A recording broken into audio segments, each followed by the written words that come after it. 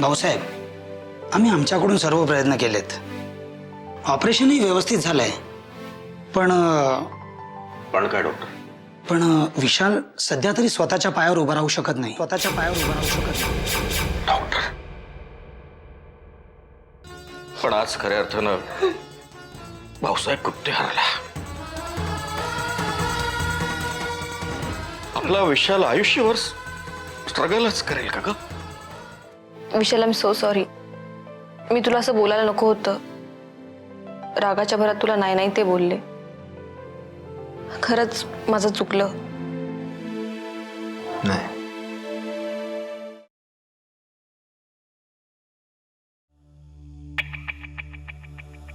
हे दादा. हे दिलीप हाय. कुमार, या. कसा आहेस? हे काय फंटास्टिक फर्स्ट क्लास आहे मी. सॉरी, मला तसं नव्हतं म्हणायचं.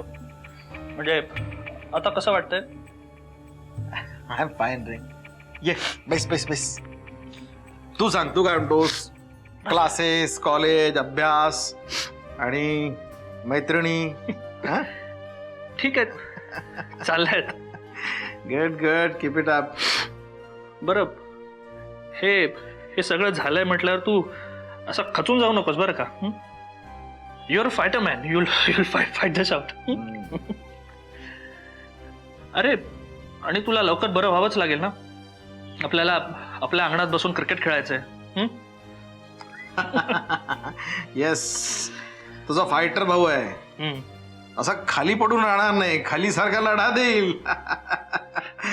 जाऊ जाऊ आपण मस्त क्रिकेट खेळू. हे पण क्रिकेट वरनं मला जाणवलं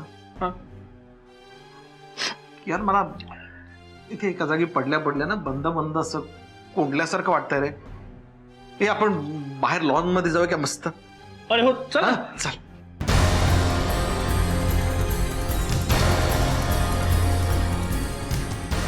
मी व्हीलचेअर आणतो तुझ्यासाठी.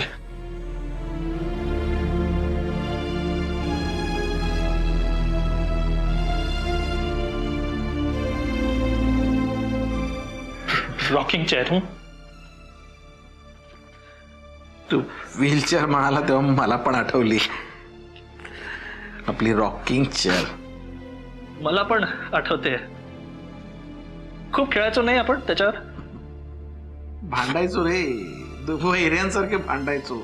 मी बसणार. आणि मी तुला कधी त्याच्यावर बसू दिलं नाही. हे धाकट्या, धाकटा होतास ना तू. सगळे मला रागवून चूप करायचे. मोठा आहेस, त्याला बसू दे. तू छोटा आहे तुझ्यापेक्षा, त्याला बसू दे. तू बसायचास. माझी हौस तशीच राहायची, रॉकिंग चेअरची. पण आता पुरती भागेल रे माझी हौस. I'll be rocking on a rolling chair. through my life.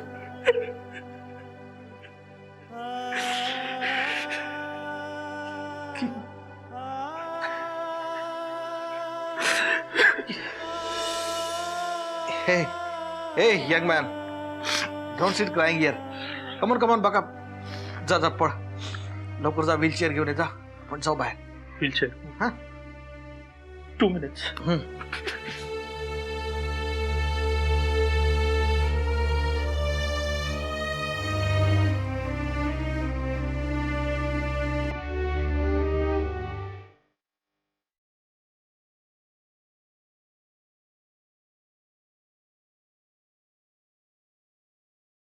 हाय. आलीच शेवटी.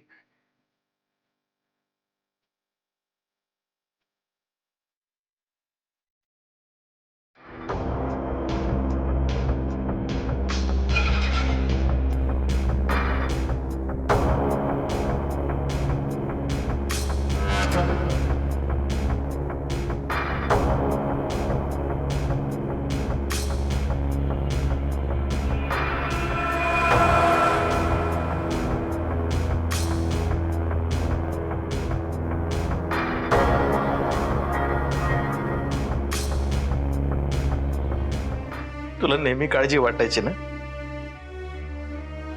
माझा विशाल स्वतःच्या पायावर कधी उभा होणार आहे. तुझी काळजी मिटली आई.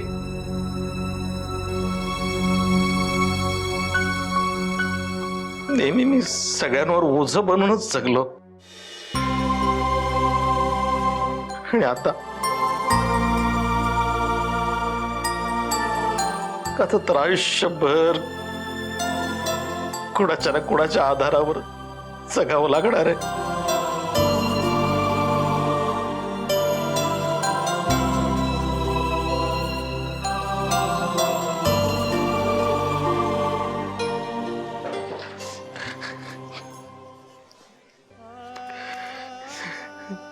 विशाल, तुला नाही आठवत पण मला आठवतंय. तू लहान होतास, दिलीप, नयन, जेव्हा तुम्ही 1-1 वर्षाचे होतात ना रे, तेव्हा काही ना काहीतरी तोंडानं बोलत राहायचात तुम्ही. काय बोलायचा इतरांना काही कळायचं नाही. तुमचे ते बोबडे बोल. पण या आईला सगळं समजायचं रे, तुम्हाला काय बोलायचंय ते.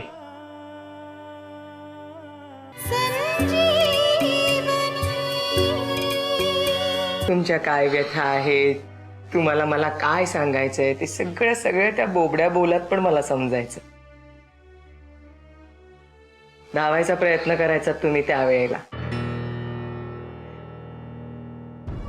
अगदी वाटायचं तुम्हाला आता मला चालता येतं, आता मला धावता येतं, आणि धावता धावता पटकन पडायला लागायचा. तेवढा तुमची आई तुम्हाला आधार द्यायला उभी राहायची. तेव्हा आधार दिला, आताही आधार देईन. कळलं? फक्त स्वतःच्या मनाचा धीर खचू देऊ नकोस. इच्छाशक्ती प्रबळ ठेव. विशाल, इच्छाशक्ती प्रबळ असेल ना तर नशीबही आपल्या मेहनतीला साथ देता. कसल्या गोष्टी करतोस तू आयुष्यभर, ओझ हे ते. अरे तू कोणत्या जगात वावरतोयस? विज्ञान इतकं पुढे गेलंय, एका क्षणात तुला हवं ते तू साकार करू शकतोस. इच्छाशक्ती प्रबळ ठेव, सगळं काय व्यवस्थित होईल. आणि तू लवकरात लवकर चालायला देखील लागशील. कळलं तुला? आता याच्या पुढे अजिबात बोलायचं नाही की मी तुमच्यावर ओझ आहे आयुष्य. कळलं तुला? तुझी आई आहे ना तुझ्या बरोबर, आहे ना? Sorry I.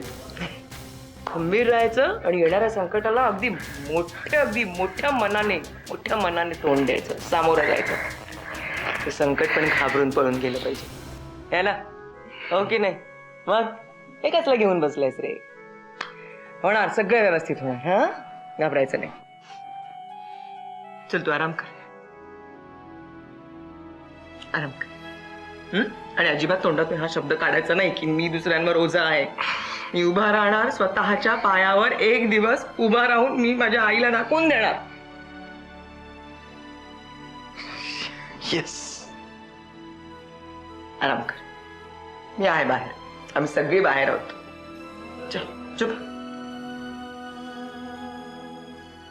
तुला काही हवंय नक्की? येऊ मी? आहेच बाहेर. काही लागलं तर कळ. हा चल.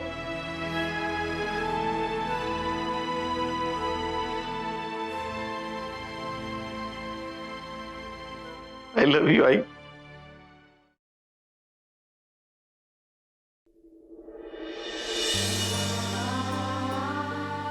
यशोधरा, आता काळजी करायचं काही कारण नाही. तुम्ही एक काम करा, तुम्ही सगळे घरी जा, तोपर्यंत मी इथे थांबतो. नाही पप्पा, तुम्ही सगळेजण जा, मी थांबते. घरी सगळं बघायला नको का? तुम्हाला फ्रेश व्हायला नको? तोपर्यंत मी आहे की इथे. हा बाबा, मी पण थांबतो तुमच्या बरोबर. नाही नाही, तू यांना घेऊन जा आणि फ्रेश होऊन लवकर परत ये, मग मी जाईल घरी. ओके? ठीक आहे. फोन कर. होय कर.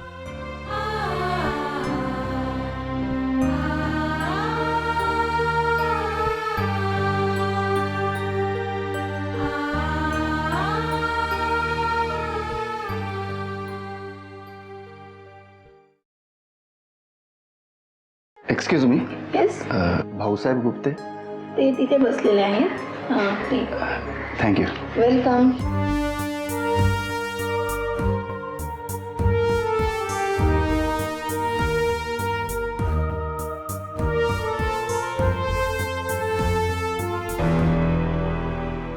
रणजित, भाऊ,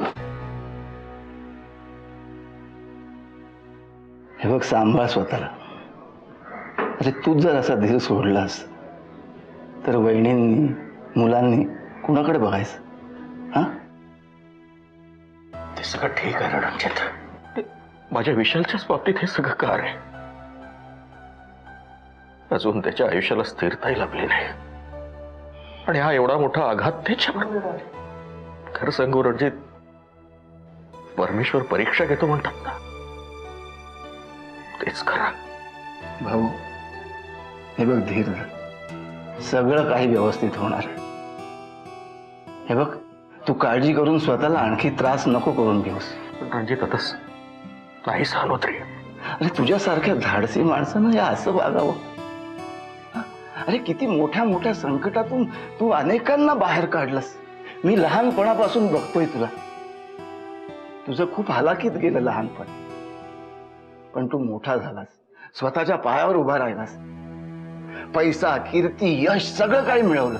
अनेक अनेक संकटांमधून तू मार्ग काढलेस आणि आता हे सगळं बरोबर आहे रे रणजित तुझा.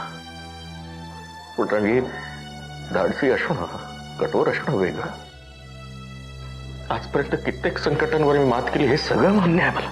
पण माझ्या विशालच्या बाबतीत जरा देखील मनात विचार आला ना की यातून हादरतो रे मी. सारखी काळजी, सारखी हुरहुर लागली असते त्याच्याविषयी. रचित, मी विशालशी कितीही कठोर वागत असलो ना, तरी त्याचा विचार जरी मनात आला तर मात्र ढासळतो. अरे मुलगा जोपर्यंत सेटल होत नाही तोपर्यंत कुठल्या बापाला समाधान लाभेल? आणि त्यात असं जर घडलं तर? हे बघ, मान्य, जे काही झालं ते मान्य. बरं, डॉक्टर दुसरं काही म्हणाले का? काही गंभीर? म्हणाले की सध्या तरी तो स्वतःच्या पायावर उभा राहू शकत नाही. मग ऑपरेशन वगैरे दुसरे काही? एक ऑपरेशन केलंय त्यांनी. पण हे बघ भाऊ, तू स्वतःला सांभाळ. अरे मी काय, मी फक्त सांत्वन देऊ शकतो तुला. मला तुझी परिस्थिती माहिती आहे रे. हे बघ, ह्या सगळ्यातून तुला स्वतःला सांभाळायचं. हे बघ, धीर सोडू नकोस. यातूनही काहीतरी मार्ग निघेल. अरे विज्ञानानं किती प्रगती केली. अनेक अशक्य असे आजार आता बरे होत आहेत.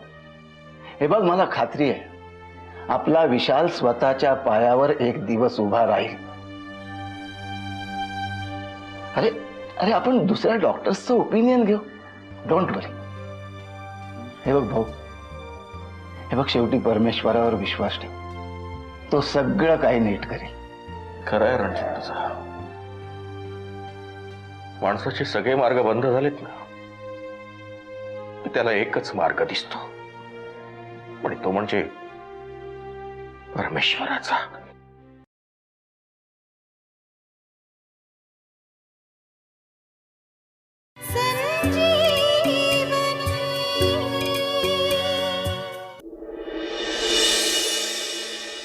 तू नको ते विचार डोक्यातून काढून टाक.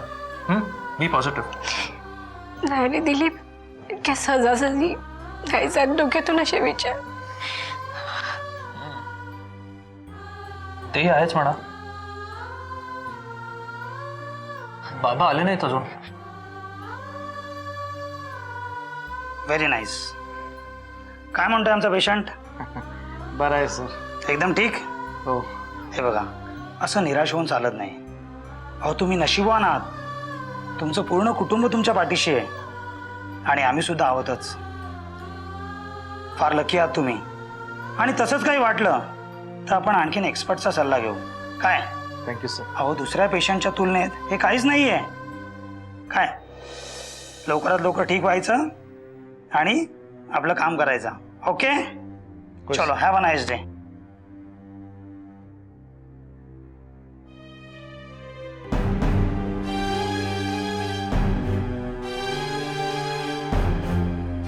बरोबर बोलताय डॉक्टर साहेब तुम्ही. खरंच खूप भाग्यवान आहे मी. माझं संपूर्ण कुटुंब भक्कमपणे माझ्या पाठीशी उभं आहे.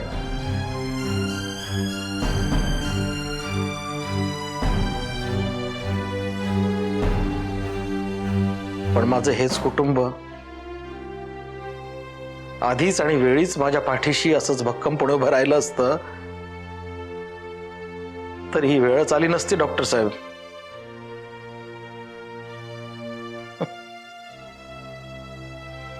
काय गंमत आहे ना आयुष्याची. विरोधाभासच आहे बघा.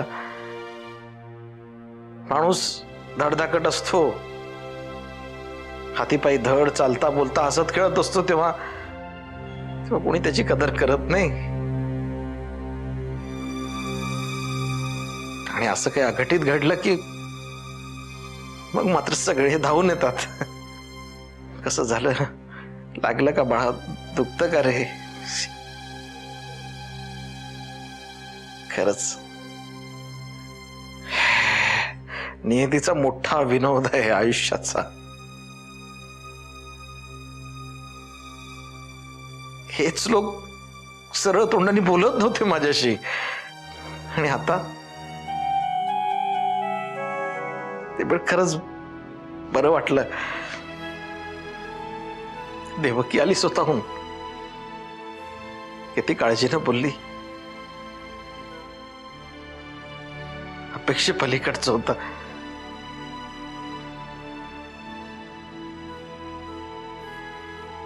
माझे बाबा मनापासून किती प्रेम करतात माझ्यावर, ते हा अपघात झाल्यानंतर कळलं.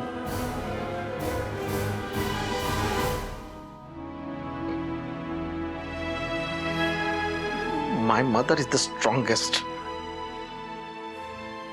माझी आई किती मजबूत आहे, परत एकदा प्रत्ययास आलं.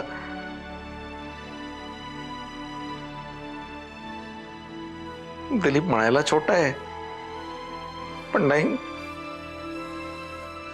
मनानं खूप मोठा झालाय तो.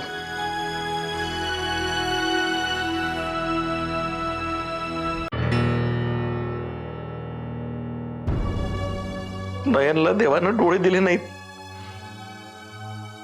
पण तिला ते सगळं दिसतं जे जे सगळ्या डोळस लोकांनाही दिसत नाही.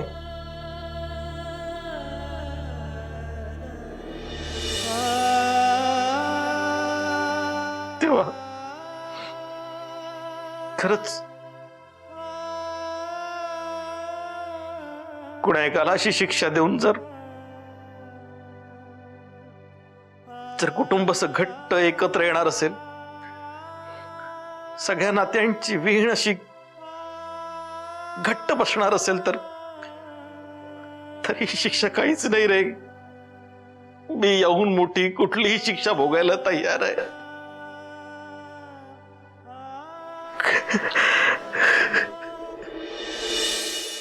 हे दिलीप, बाबांना पण खूप टेन्शन असेल.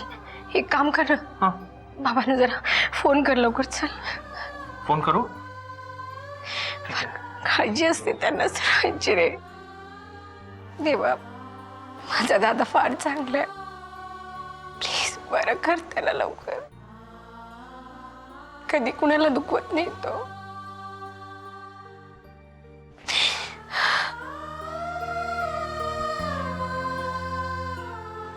प्लीज लवकर बरं कर.